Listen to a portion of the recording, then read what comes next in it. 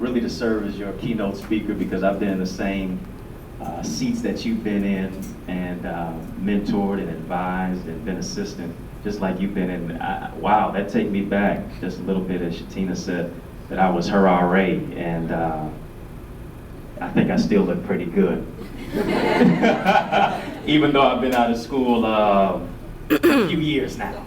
So of course to the president of this great university, Dr. Dan Jones, and this fine staff, community, and Texas A&M University Commerce family, TAMUC. It gives me great honor to be here. Give yourselves a hand. Give yourselves a hand. In anticipation for an exciting year coming up. Come on, this is phase one. Come on, I need everybody. Just give it up for yourselves. Phase two, everybody.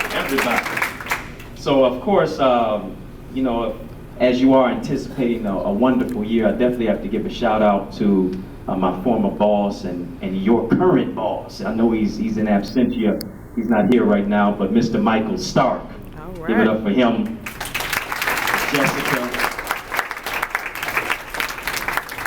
And everybody who's somebody in here. There is a stark contrast, no pun intended, from where Michael knew me as a bald-faced, precocious young freshman, sophomore, junior, senior, to now working as an advisor, a mentor, a college professor, as a grown man, as an adult. So that's just the beauty of college, and really my collegiate career, undergrad especially, it's been some of the greatest years of my life, and working as an RA was some of the best years of my life. And every September I miss it. At least a couple days out of September I miss it until Sally Mae calls me. So indeed, this is indeed a reunion of sorts because my sister from another mister's here, and Shatina, and I realize that it's bad manners to use your elbows at the table, but I just want you to do this. Just nudge somebody who's sitting next to you. Just nudge somebody, and as you nudge them, just tell them how much they owe you for allowing them to sit next to you. Come on, tell them you owe me $50. You owe me another piece of ham. You owe me something towards my room and board. Yes, you sit next to a gift, and everybody in here really is a red box and a gold bowl. You're a gift to the world. And if they don't realize it, if they don't recognize it, they will, at least before May comes around, before the school year ends. And so, ladies and gentlemen, I do intend to bring the fire, just not as hot as this Texas weather.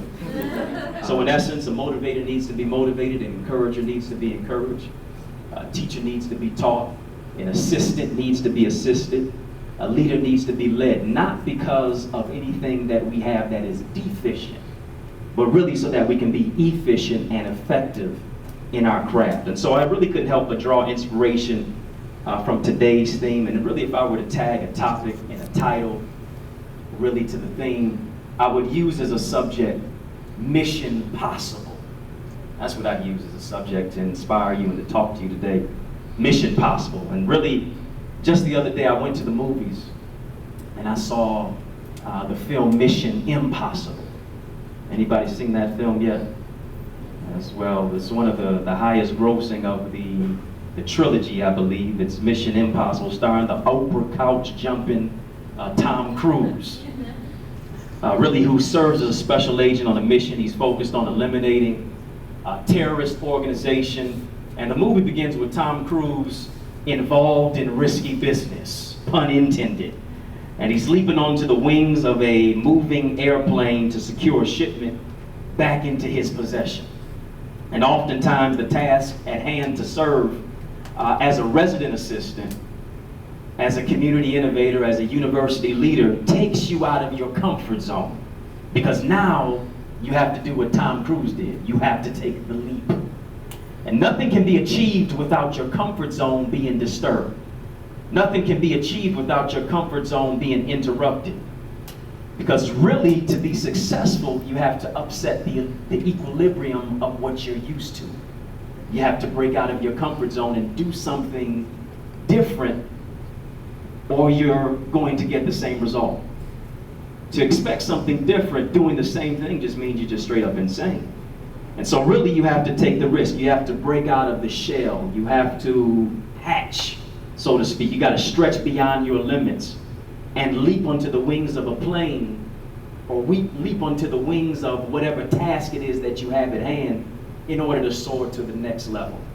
And in the next coming weeks, the deposits that you make into the lives of our incoming residents today will seek to bring about great things that they can withdraw from tomorrow. I'm convinced that real leaders and mentors make deposits so that individuals can make withdrawals for the rest of their lives. That's why development and exposure to the positive is so unique, and it's so critical, and it's so significant, because living in a chaotic world calls for critical thinkers.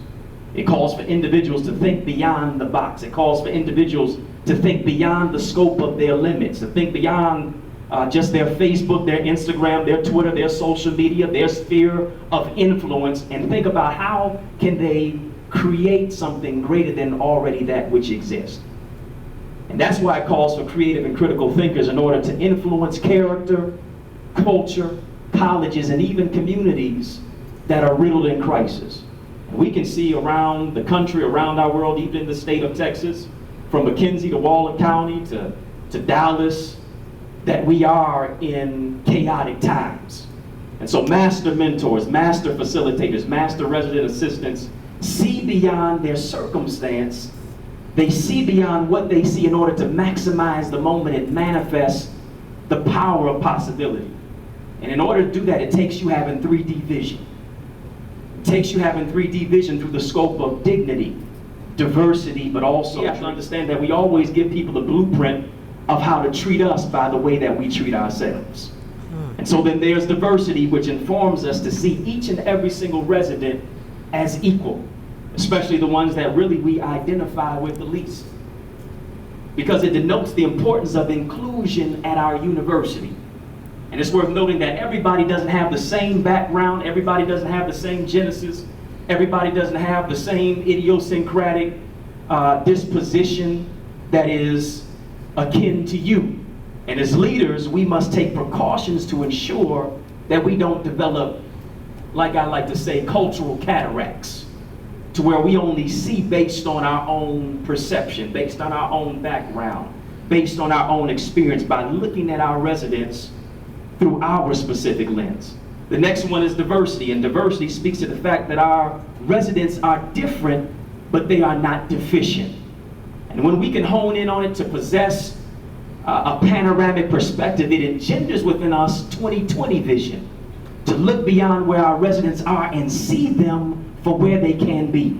And really your life has to be a testament. It has to be an example to say, not only will I survive, but also I'll thrive and move to the next level, because greatness is on the inside of every single one of us. But we have to tap into it so that it can be an example of somebody else being able to tap into their own greatness on the inside of them. King said some years ago, you can't call yourself a leader if you're walking and nobody's behind you. And in the next few weeks, as students begin to unload their belongings and dorms, as they begin to say goodbye to their parents, their family, and their friends, and really make new friends, not only will they unload and unpack their computers, their bedding, their clothes, their toiletries, and their baggage, in the next few weeks, you will turn around and see that there's a number of young people who are walking behind you. A lot of people from all walks of life will be walking behind you. A lot of people who are looking for guidance, who are looking for an encouraging word, who are looking for a smile, who are looking for you to say, hello, do you see me? Do I mean anything of importance to you? I know you got 14 to 16 credit hours. I know you have people all that you have underneath your authority. I know you have these things, that, and the other, but can you just give me a listening ear? Can you ask me how my day was? And not only are people moving in with personal belongings, but people are also moving in with personal baggage. But the fact of the matter is that a leader helps that individual to unload. It helps that individual to unpack. It helps that individual through the process of team building to say, yeah, you got some baggage, we all do. We all have issues, but we can all work through them together. And if there is no unity and camaraderie within this team, within this unit, within this quorum of leaders that are here today, then somebody on the outside will pick it up like a shark in the ocean smelling blood in order to cause division rather than unity. It's like being a part of the San Antonio Spurs. Do I have anybody who likes that team at all? It's like being a part of the Houston Texans. I know it's getting ready to be football season. We got the Lions playing, not your Lions, but the Detroit Lions. They playing tonight. Y'all probably better than us anyway. We got the Dallas Cowboys, the Houston Rockets. Everybody on those teams now, they have a role to play. They have something to execute with. We have to defend each other on those teams. We have to execute together. We have to be on one accord. We have to root each other on. We have to celebrate one another. And we have to celebrate our uniqueness, because our diversity is not adversity, but it is the cause for great strength. And we have to strengthen and strategize to overturn and to overwrite the deficiencies that we may have. And really what we have to do, we have to communicate, we have to cooperate, and we sure enough have to collaborate to be the best residential staff. You ought to say, I want to be the best residential staff in the Texas A&M system. That's right. Y'all ain't ready for that yet. That's what you have to say. Because when I was a student at Eastern Michigan University, along with Shatina, I can say just like you, trust me, I've been there with 14 to 16 credit hours. I know you're going to have sometimes some tough times during your semester. I know you'll get little rest because you're studying. Notice I said studying. I didn't say turning up. I didn't say twerking. I didn't say partying. You see, if that's you, just look straight ahead. You don't have to tell yourself. I know you're going to be purchasing books. I know you're going to be doing that. Trust me, I know you're going to do that. You're going to be making bulletin boards for your hallway. At least that's what we did about 10 years ago. You all may be doing PowerPoint presentations. I know time is sure enough went ahead. But you're going to have a floor of residents who are going to be looking for your guidance. You're going to have a floor of residents who may be sometimes even making too much noise. And you're going to be trying to type a 20-page essay, trying to balance your life with all of the responsibilities that come with it and the demands that come with it. And all of a sudden, after you spilled your coffee, this is what you hear. Somebody now is knocking on your door. Now here is the test. Will you become upset and answer the door with an attitude when somebody now asks you what does G floor mean? It's ground floor, but will you have an attitude? Here comes the test. Will you be short-tempered with them? Or will you decide to just step back for a little bit and be cognizant of the fact that you are a servant leader? Maybe you don't realize it yet, but if you haven't, you will, and that is, dealing with people isn't always easy. No, you may not connect with everybody, but everybody should know that you have their best interest at heart. And like as I said before, people don't care how much you know until they know how much you care. And as a servant leader, in a person in position as a resident assistant, you have to lead with your heart, more so oftentimes than with your emotions and with your head. In essence, do you see me is what they're saying. Will you notice me? Will you talk to me? Will you look beyond my race, my religion, my sexual orientation, my impending stereotype, and see me for me? That's really what it is. They may not necessarily say that verbally, but that's what they're thinking emotionally, psychologically. My good friend Travian Short is the CEO of the Black Male Engagement Organization that I'm a part of, makes a poignant example. And I'll practice this exercise with you, but he does this. I just want you to look at somebody who you're sitting next to. No, I don't want you to give them a high five right now, but I just want you to look at them. And the person who you're sitting next to, just look at the person. I want you to take about 5 to 10 seconds and think about everything that's wrong with them.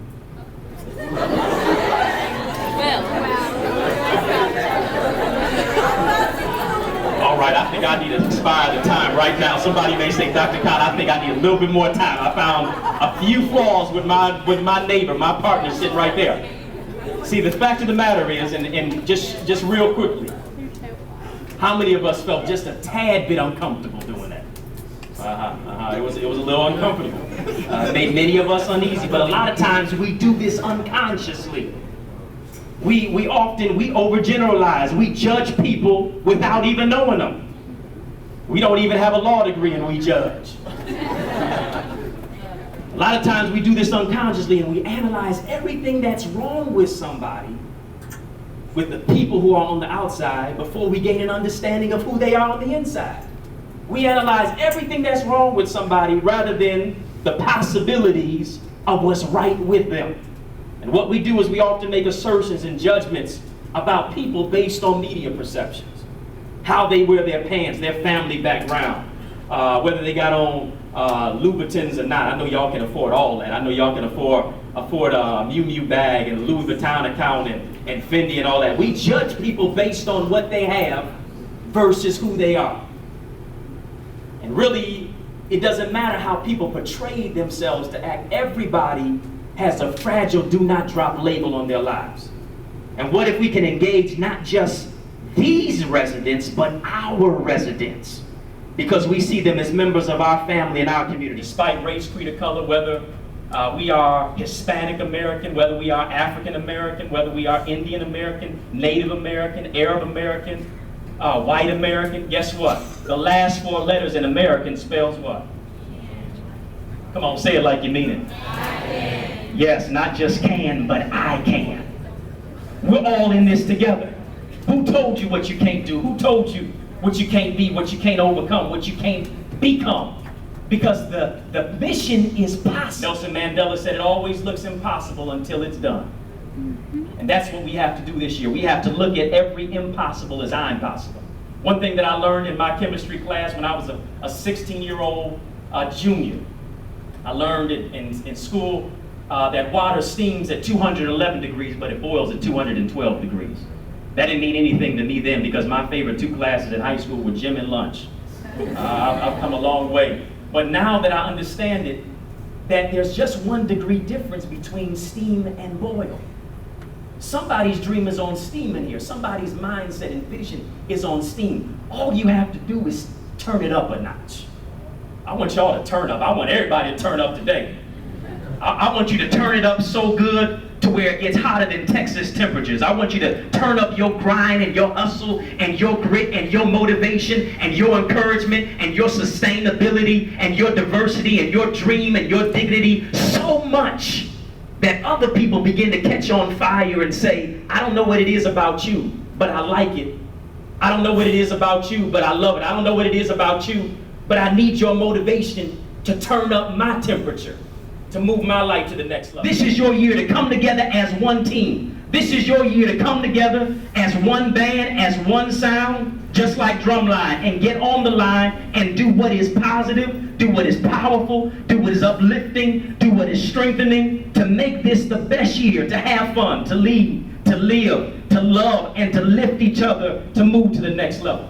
So this year, let's work to make this the greatest year in the history of Texas A&M University Commerce since 89, because it is your time and the mission is possible. God bless y'all.